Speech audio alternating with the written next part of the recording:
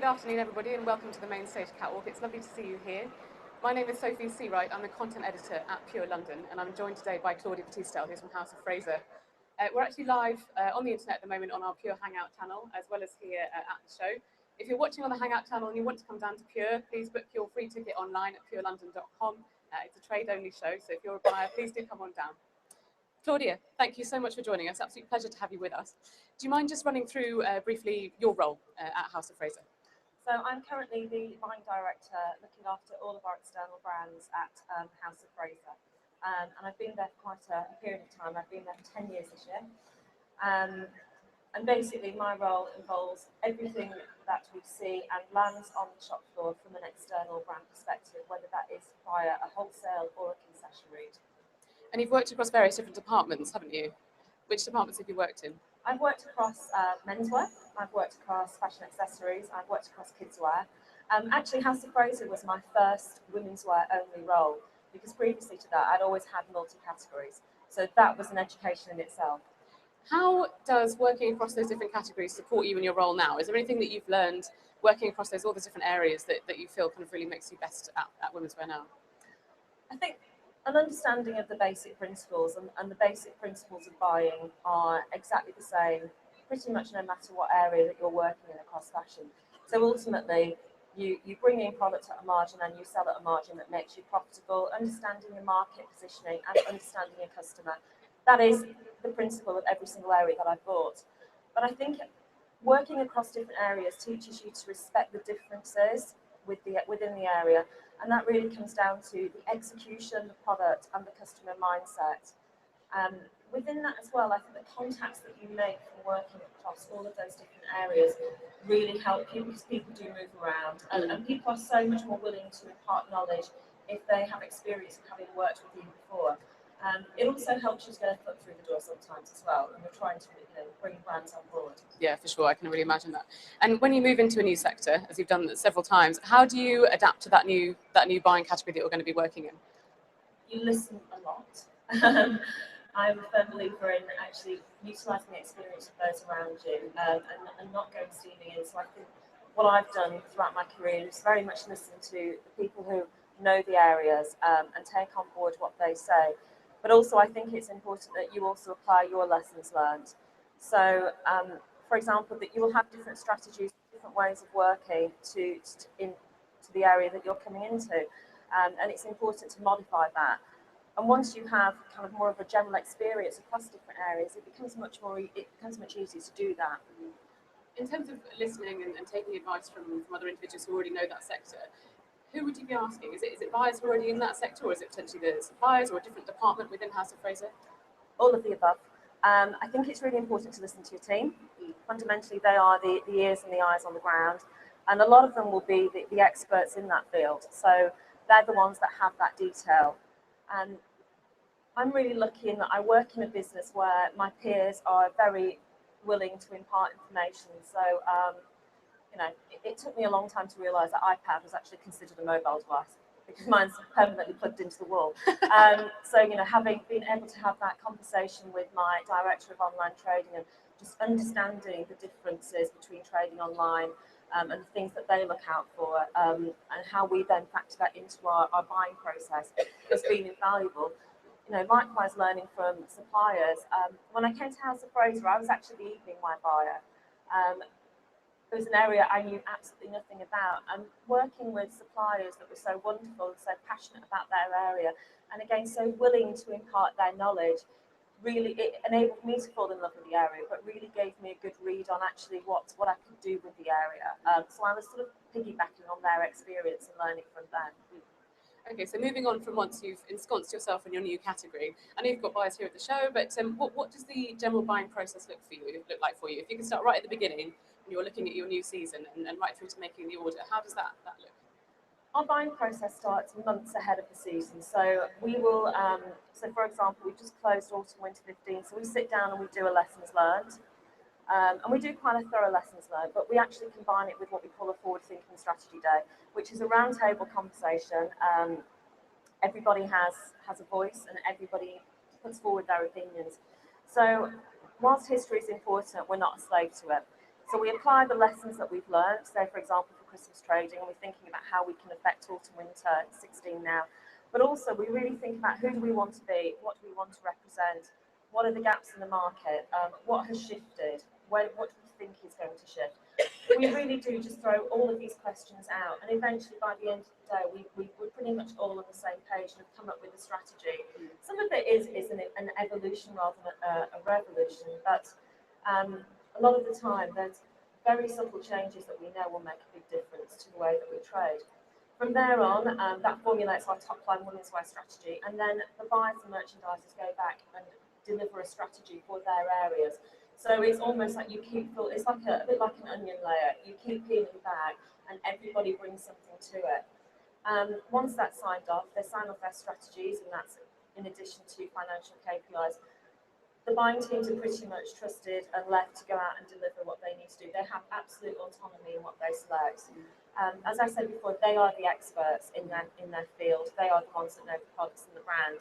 And I think it's very important as a buyer to feel that you have that belief that you can go out and trust your gut instinct, backed up by all your facts and figures, but very much be forward thinking, without having somebody to rein you back.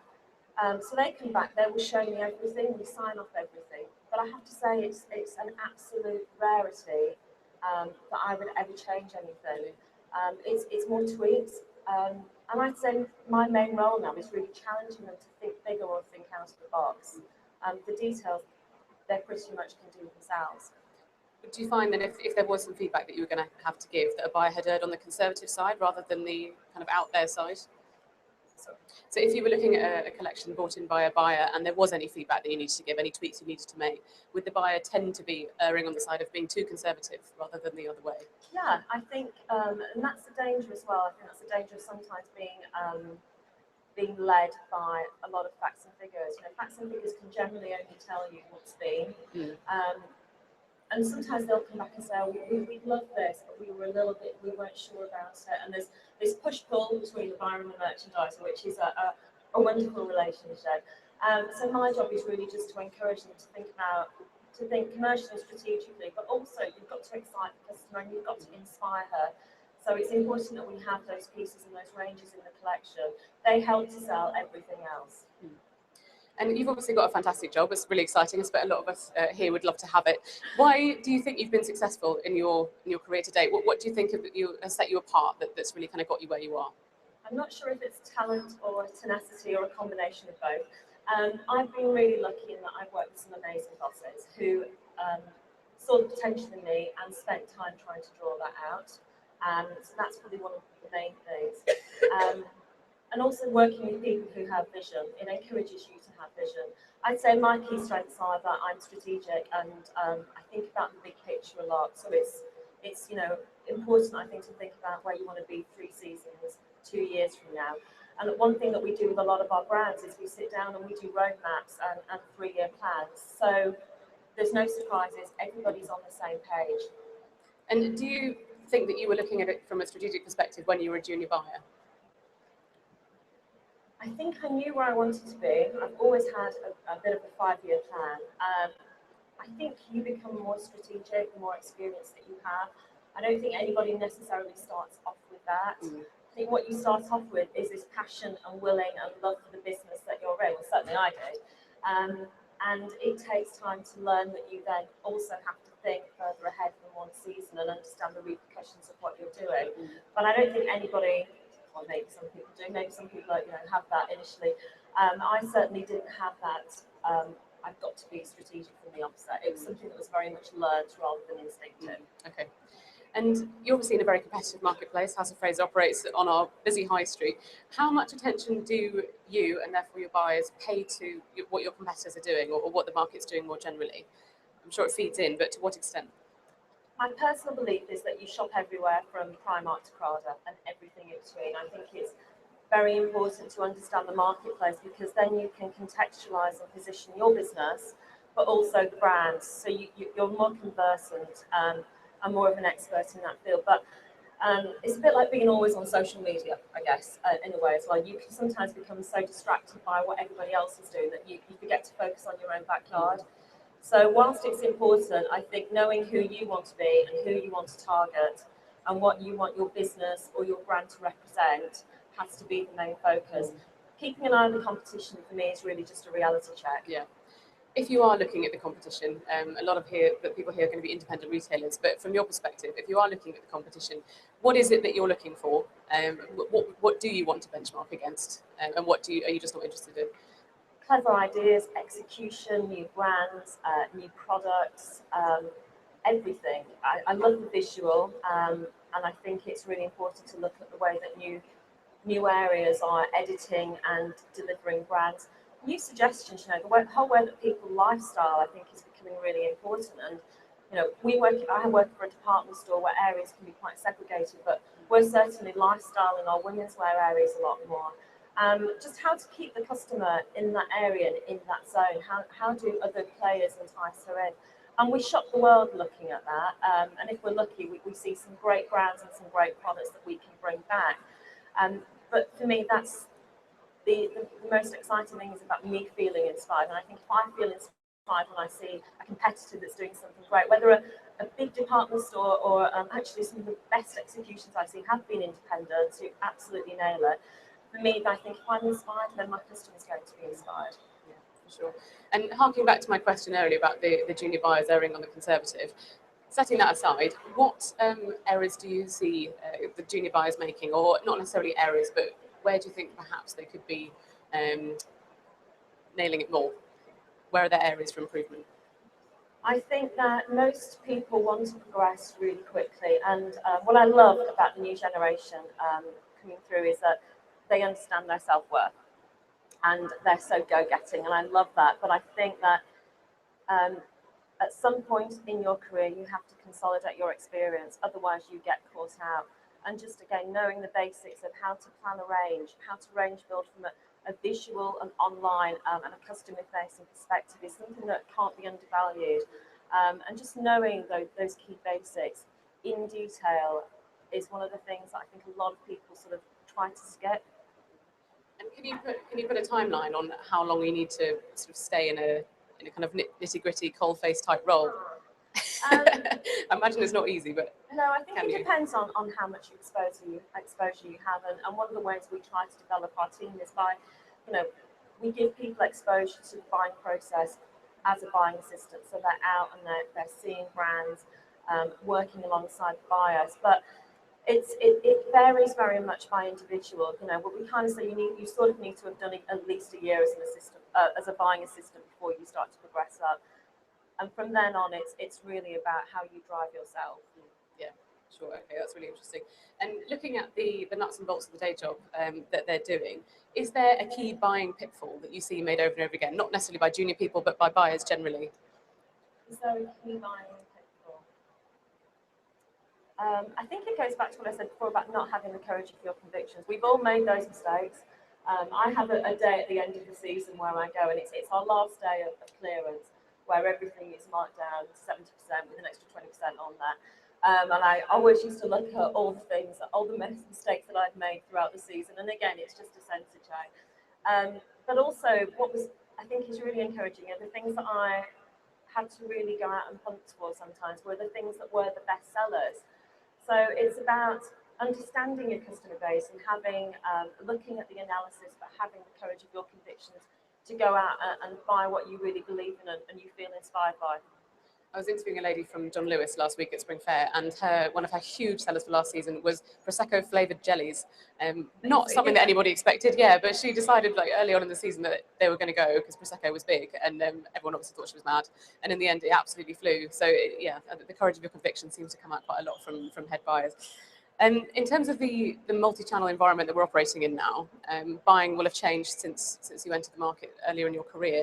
How does buying differ now that you're buying from multi-channel platforms?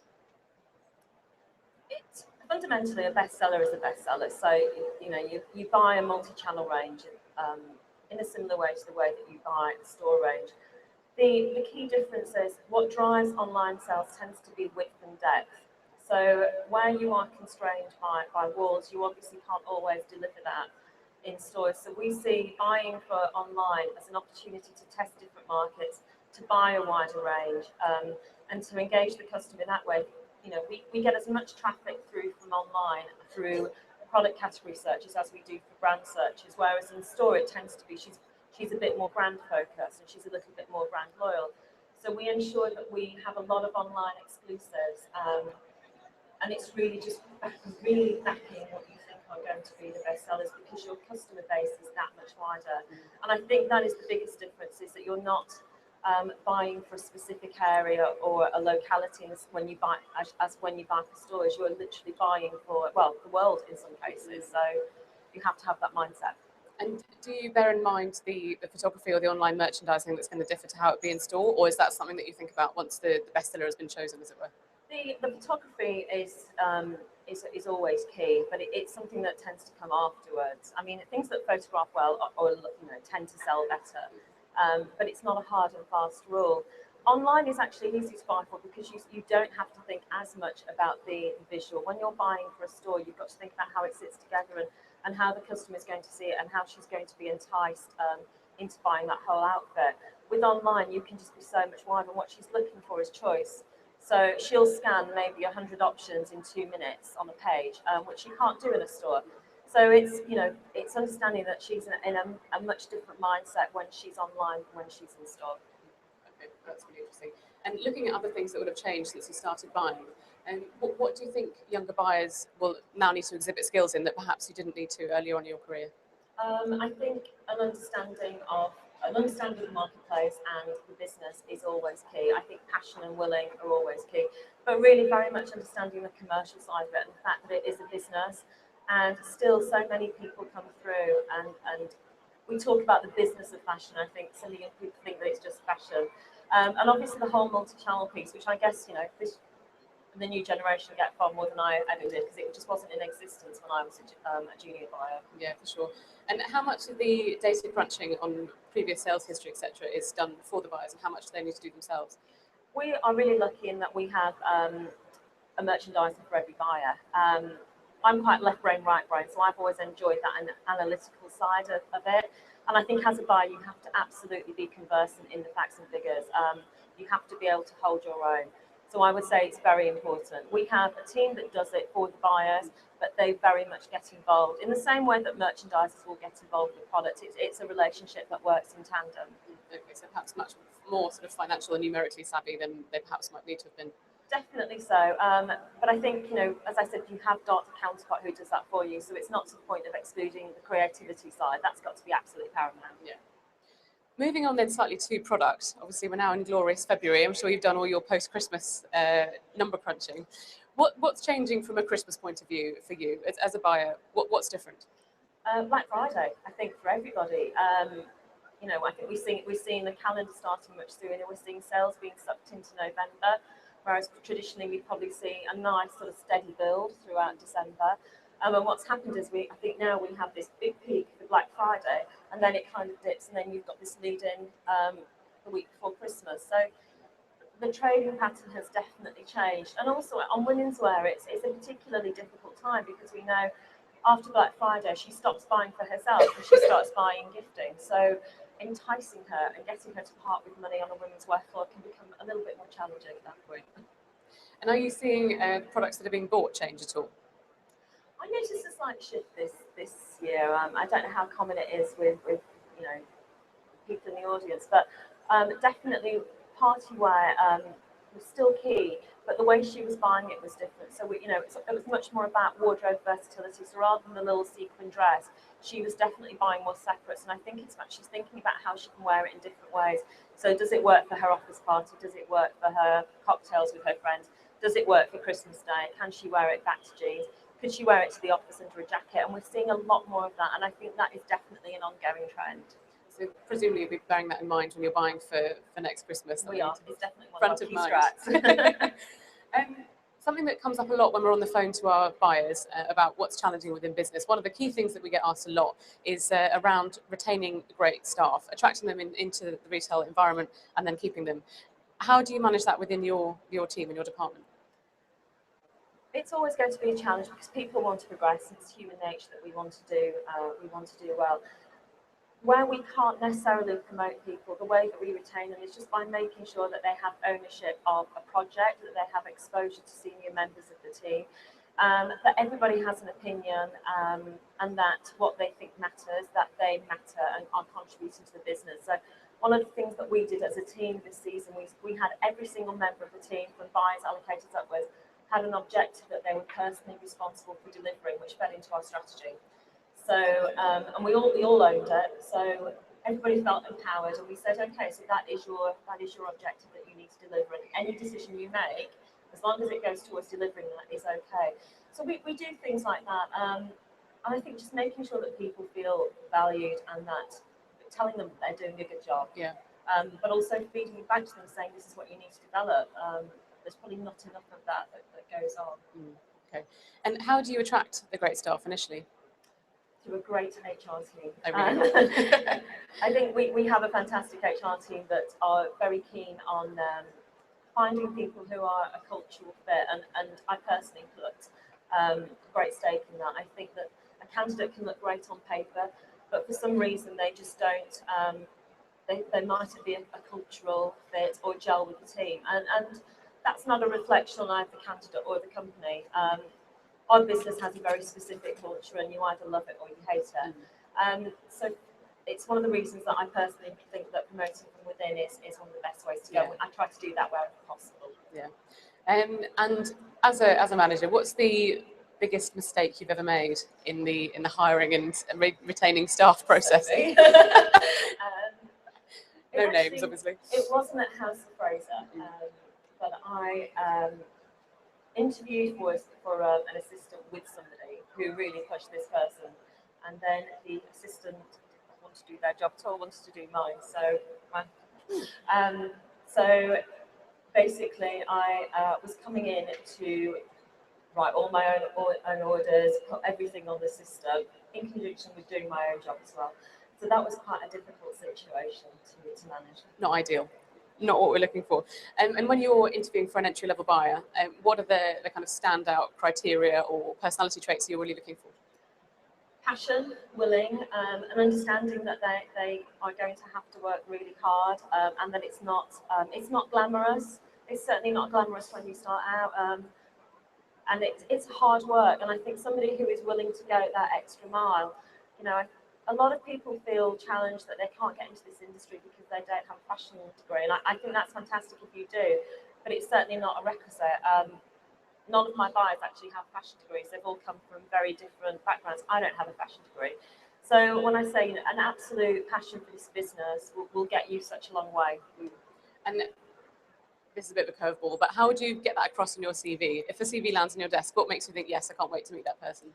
We actually bring on a lot of people because they do intern programs with us. Okay. And that's an ideal way to get into a company, because they can see how you work, they can get to know you, you will have already learnt the systems, etc. So you wouldn't be going into a role cold. And I think if I was starting out now, I would definitely go through that route. Okay. And you mentioned earlier that you've normally got a 5-year plan. What's your 5-year plan at the moment? At the moment, I'm actually looking at how I can sort of expand my experience throughout other areas of retail as well. So I'm looking, because I work in a department store, to get exposure to many different aspects of the business. But I really want to just to broaden my experience. But I guess I'm a work in progress. So. Yeah, aren't we all? Can I have a round of applause for Claudia? She did amazingly. Thank you. That's all we've got time for, but if you would like to ask Claudia any questions, I hope she'll stick around for 10 minutes or so. Thank you very much to our online audience. If you'd like to come down to Pure, please book your ticket online at purelondon.com. We're looking forward to seeing you. Thank you.